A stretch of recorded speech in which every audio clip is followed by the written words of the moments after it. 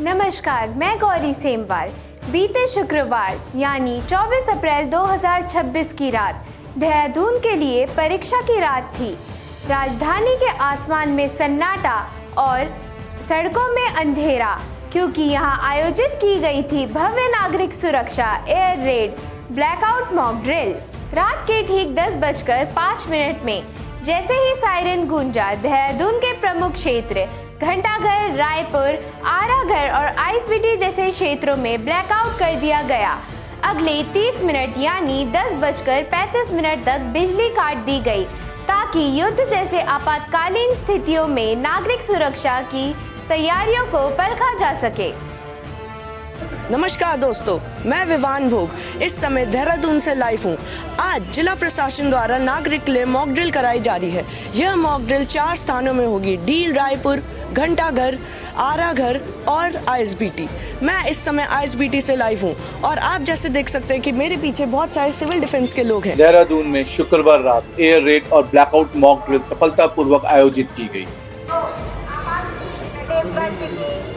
तो आइए हमारे साथ एक और नागरिक जुड़े हैं, तो आइए उनके विचारों को सुनते हैं। नमस्ते आंटी। आंटी, आप अपने क्या विचार इसमें बताना चाहेंगे?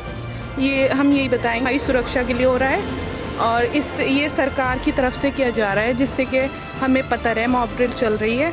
कभी ऐसी कोई स्थिति आती है तो हमें सही उससे काम लेना चाहिए, तो कोई परेशानी नहीं। तो आइए हमारे साथ एक छोटे से नागरिक जुड़े हैं, अब हम उनके विचार सुनते हैं। तो हेलो।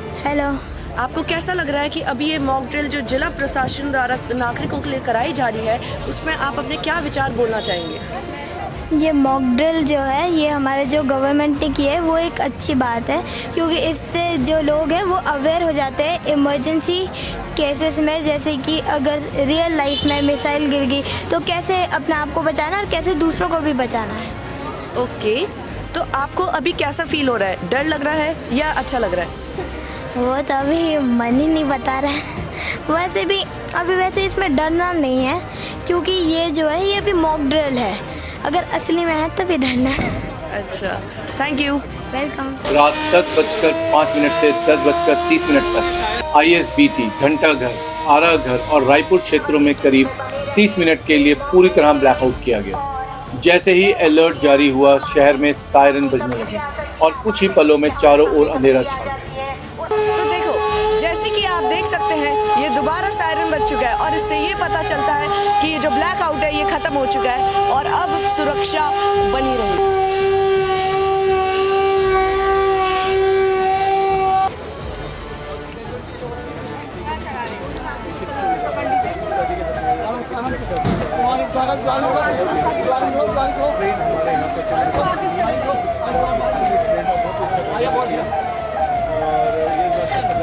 इस अंधेरे में सिविल डिफेंस के वॉलंटियर तुरंत सक्रिय हो गए। वे अलग अलग जगहों पर पहुंचे, लोगों को शांत रहने के लिए समझाया और घबराने से रोका। उन्होंने लोगों को बताया कि ऐसी स्थिति में क्या करना चाहिए और क्या नहीं। कहीं भी भीड़ न लगे, इसका भी खास ध्यान रखा गया।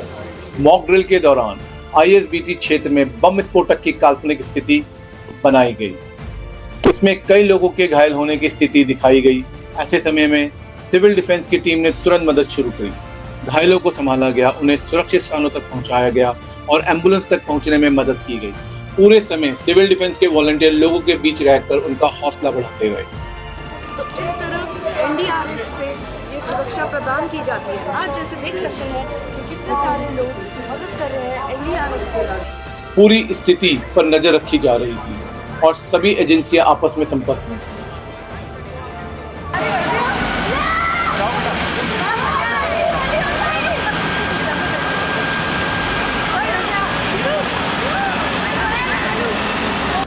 तो आज की इस ड्रिल में बहुत सारी फोर्सेस का बहुत महत्व रहा है, जैसे ITBP, fire brigade, SDRF, NDRF, civil defence and Red Cross. NDRF, SDRF और पुलिस भी मौजूद रही, लेकिन सिविल डिफेंस की भूमिका सबसे ज्यादा जमीन पर नजर आई। तो अब हमारे साथ जुड़े हैं पुलिस विभाग से। नमस्ते अंकल। सर मैं आपसे पूछना चाहूँगा कि अगर ये घटना असल ज़िंदगी में हो तो इसमें पुलिस विभाग क्या एक्शन लेगी? देखिए, जब भी कोई ऐसी घटना होती है, जैसे ये घटना हो रही है, यहाँ पर एयर स्ट्राइक हुआ है।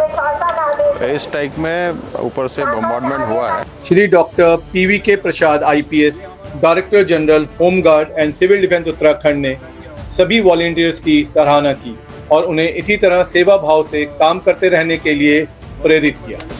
नमस्ते सर। सर मैं आपसे आज की व्यवस्था के बारे में जानना चाहूँगा। आज की व्यवस्था it is a mock drill exercise. Mock drill exercise इसलिए ज़रूरी है कि इन रियलिटी कभी भी युद्ध समय में कभी भी हमारे साथ, हमारे शत्रु से देश के साथ युद्ध होगा, तब मिसाइल बॉम्ब गिरेंगे और एयरक्राफ्ट से बॉम्बिंग होगा, एयर रेड होगा और मिसाइल का अटैक होगा। उस समय जब भी फायर आग की व्यवस्था होगा, आग लगने का, आग को बुझाने का काम, और जो लोग इंजर्ड है उनको, घायल लोगों को तत्काल नज़दीक हॉस्पिटल में ले जाके उनको ट्रीटमेंट करने के लिए, वो व्यवस्था के लिए हम लोग सब लोग तैयार रहने के लिए इतनी अपना civil defence volunteers, fire service, SDRF और NDRF और सब लोग मिलजुल के राहत काम के लिए।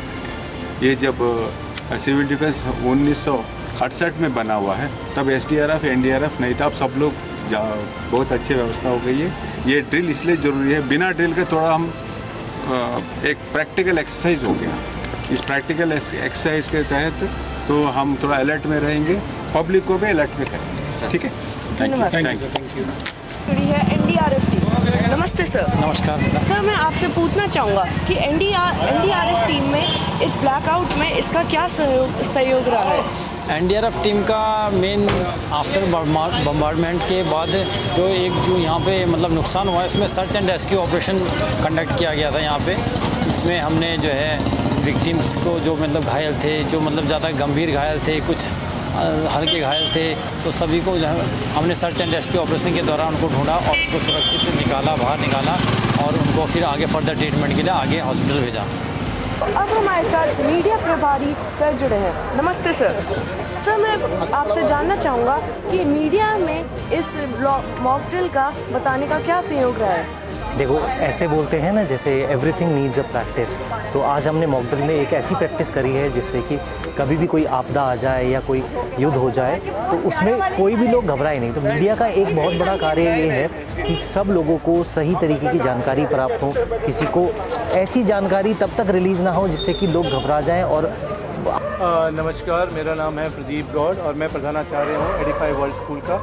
आज जैसे कि आपको जानकारी है कि हमारे जिला प्रशासन द्वारा नागरिकों को जागरूक करने के लिए मॉक ड्रिल कराई गई है, जो कि देहरादून में 4 जगह पे हुई थी। एक तो जगह ISB थी और दूसरी आरग है, तीसरी थी हमारी डील रायपुर और चौथा था हमारा घंटाघर। तो इस वक्त मैं मौजूद हूँ अपने विद्यार्थी के साथ, अपने स्कूल के विद्यार्थी के साथ इस ड्रिल को देखने के लिए। हमने इस पूरी ड्रिल को विटनेस किया है और हमने देखा है कि भारत सरकार द्वारा जो ये ड्रिल पूरे देश में कराई गई और जो कि आज हमारे देहरादून में हुई है और मैं ISBT से इस बात को आपको बता रहा हूँ। तो हमने देखा कि हमारे सिविल डिफेंस की टीम ने बड़े अच्छे तरीके से इस मॉक ड्रिल को प्रदर्शन किया। पूरे नागरिकों को जागरूक किया गया कि किसी भी आपातकालीन परिस्थितियों में हम पेशेंस के साथ काम लेके किसी भी स्थिति में काबू पाया जा सकते हैं, जिसका हमें विशेष ध्यान रखना है कि जो भी जानकारी हमें जिला प्रशासन द्वारा दी जाती है उसको हमें शांति से पालन करना चाहिए।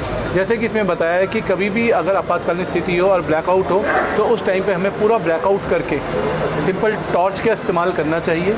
और ये बताया गया कि कहीं पे भी अगर आप देख सकते हैं कि किसी की मदद करनी है तो उसके लिए पूरी टीमें यहाँ पे तैयार है। जैसे आपने देखा ITBP हमारे साथ है, NDRF हमारे साथ है, हमारा पुलिस प्रशासन हमारे साथ है, पूरी मेडिकल टीम हमारे साथ है। और ये इतनी तरीके से यूनिफाइड तरीके से इन्होंने करके दिखाया है कि किसी भी स्थिति में किसी भी नागरिक को असुरक्षा का सामना नहीं करना पड़ेगा। उनकी सुरक्षा व्यवस्था है, लेकिन सिर्फ हमें ज़रूरत है तो नियमों का पालन करने की। और इस नियम की जानकारी आज हमें पत्राचार के माध्यम से भी मिली थी और यहाँ पे प्रदर्शन भी किया, जिसको हमने बहुत अच्छे से सीखा। और आज इस पूरी स्थिति को हमारे यहाँ के युवा रिपोर्टर विवान भोग ने किया और इसको भी बहुत अच्छा एक्सपीरियंस हुआ।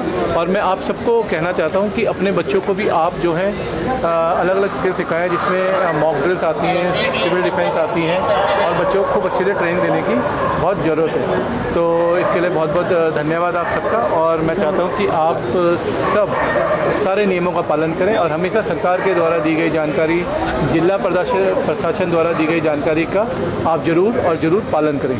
धन्यवाद।